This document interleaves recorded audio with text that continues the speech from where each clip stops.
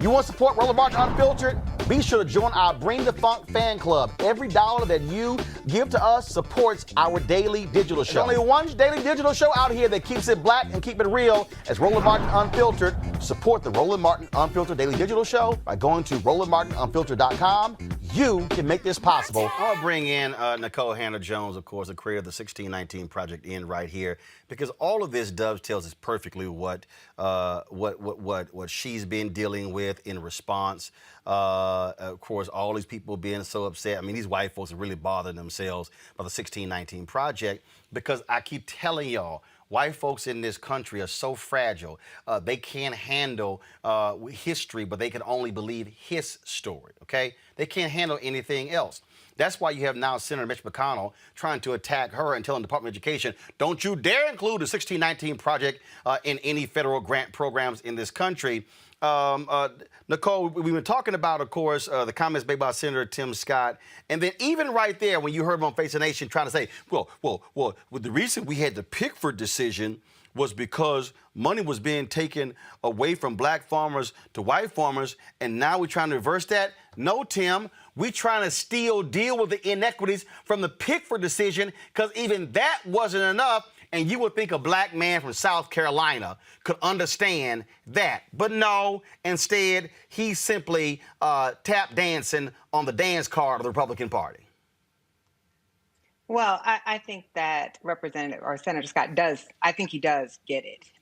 He certainly understands, coming from his roots, that Pickford was about redress for discrimination. But this is something that it's a tool we've seen the Republican Party use really since the end of the civil rights movement, when you could no longer legally discriminate against Black Americans. The tactic then became to claim that redress for discrimination is equivalent to discrimination, that if you actually are trying to undo the harms of discrimination, that is just as bad as discrimination. And you've seen the Supreme Court make similar rulings, for instance, in Parents Involved, where it said, programs to try to help desegregate schools were just as bad as programs that segregated schools. So I don't believe that he doesn't know what he's talking about, but he's sticking within the talking points of the Republican Party. And it sounds, I was just going to say that the reason it's effective is, of course, it framed that way does sound unfair. Well, why should white farmers not be able to get something that black farmers get? But the truth is, we know if you steal something from me, you having to pay me back is not unfair to my neighbors who aren't getting any money, right? That's not how it works. But it sounds like it sounds good, and that's why they say it. But this was the precise game played when you had the Republicans like Ward Connolly, who led their anti-affirmative action memorandums. So they would draft language where you would go, well, of course not. I wouldn't want somebody to be discriminated against because of their race. So therefore, I'm going to support this without realizing. In fact, I'm from Houston, and the late Mayor Bob Lanier, what he did was he made them change the language on the ballot to reflect what it would actually lead to. And they were mad as hell. That's why it got defeated in Houston, because he said, no. That language not going to fly, because we're going to put the actual intent down. And so you're right. Senator Tim Scott knows exactly what he's doing. And so he wants to sit here and provide the cover because he's running for re-election. And so he wants, he wants to get re-elected. He needs to play up to these white Republicans in South Carolina in order for him to win the primary, because he knows if he gets out of the primary, he's going to win in the general. And so he needs to be called out. But this is also why, and again, John Dickerson, fine, you're a nice journalist, but you're grossly unprepared for that question, because, as Michael said, the comeback should have easily been, so if you have to level the playing field, that means it's uneven. Senator, how did it get uneven? Now you got to force him to say, so why are you having to provide funding to HBCUs? What exactly happened where they are grossly underfunded? Senator, please tell me what's the endowment of the largest HBCU in the country, and does it even come close to the top 100 largely white institutions in America? He can't answer that question. Now, all of a sudden, he's stuck.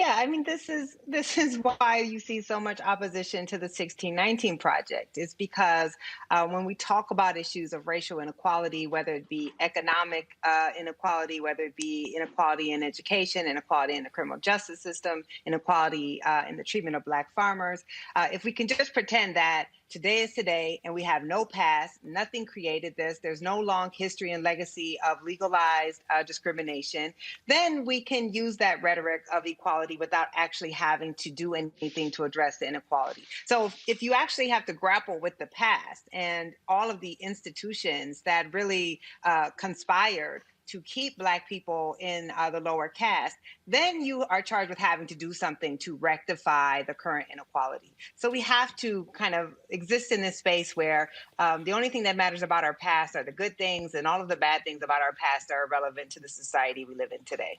That's why I played that. That's why I've been laughing. Because all of these folks on Fox News and conservative media, they've been going on and on and on. Oh, critical race theory and there's no systemic racism in America, and they're going on and on and on. And you're sitting there going, so y'all just want to act like all these facts just don't exist? So it just so happened that Black people proliferate the criminal justice system. That thing just happened. That's just on y'all. Y'all were just born criminal, and that's why. The health disparities. No. Please, racism in medicine had nothing to do with that. In fact, that's going to be our next conversation. How this white doctor treated a brother who went to the hospital. She's like, yeah, you want some narcotics, huh? I mean, Nikole, the reason Black people initially were not addicted to opioids is because white doctors would not prescribe opioids because they said, yeah, they just here trying to get a high. And guess what? They ended up hooking white folks on opioids. Yes, absolutely. It's the one time where being discriminated against has actually saved our lives for a brief period of time. So of course that's not the case anymore, and Black people are now also being ravaged by the opioid crisis. But I think what this just speaks to, in general, if you were to ask, I don't even know how Republicans discovered all of a sudden critical race theory, because it's been around for at least 2 decades. But if you were to ask them to list a primary text of critical race theory that they've read, if you were to ask them to actually give examples of how critical race theory operates in our society, they couldn't give those examples. They haven't read the text. They don't actually know what it is. But it's become this, I don't even like to say part of the culture wars. It's become this part of this effort to really stoke white resentment. That's all it is. Republicans are leaning into. Let's be real. We shouldn't call it culture wars. No, it's not a culture war. That's not actually what it is. No, it's not a culture war. Here's the deal, and this is real simple, and this is why Mitch McConnell is attacking you, the 1619 project with the Department of Education. This is just the facts. And this is why I need all the Black people who are bitching and moaning about what Vice President Harris had to say to understand what's going on here. This is very simple.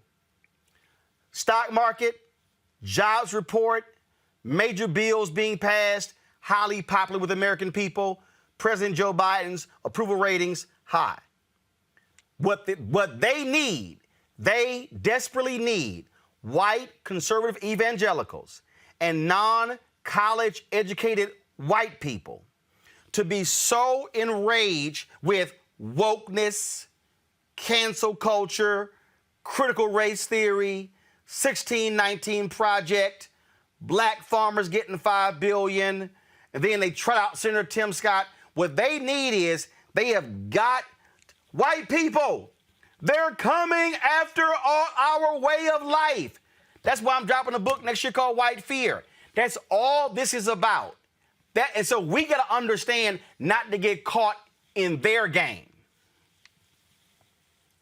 Yeah, I think that's critical. And I'll be honest, early on when the project came out, I was getting caught in that game. And then I came to realize that we cannot allow ourselves to be baited into having arguments that don't serve the work that we're trying to do, that this is strategic. The very same people who were outraged for, 2 weeks over the Dr. Seuss estate saying that it was no longer going to print books that were racist are the same people who are applauding efforts by Republican lawmakers all across America to prohibit the teaching of the 1619 Project, to make it illegal to teach ideas that they don't like. So we have to understand really what the actual strategy is here so that we can push back against the correct strategy. Having arguments about cancel culture, about culture wars are really useless. We have to stop using euphemisms and call this out for what it is. Oh, absolutely. So that's why anytime I see any of these people, and in fact, you gotta understand, literally right down the hall from me is Bob Woodson, who came out with that, whatever that 1776 thing or whatever the hell that thing was. And I was like, Bob, that crap ain't gonna fly. And so you can sit here and have these white folks, white conservatives, prop you up, you know, and talk about we need to have personal responsibility in our neighborhoods. And I was like, when I had him on the show, well, Bob, what happened when we were personally responsible, yet we still broke? Yet we still have no investment in our neighborhood. We still have crappy schools. So what do we then have? See, they don't want that conversation, which is why the response has to be, no, let's talk about exactly what's happening. So we're not going to get caught in the racist, not racist conversation. And that's the trap they want to set for us. And my deal is you got to be smart enough to not fall for it. That's why I think as people, and again, I'm not, y'all, people know I went after Obama on a lot of stuff. I'm not covering up for Vice President Harris.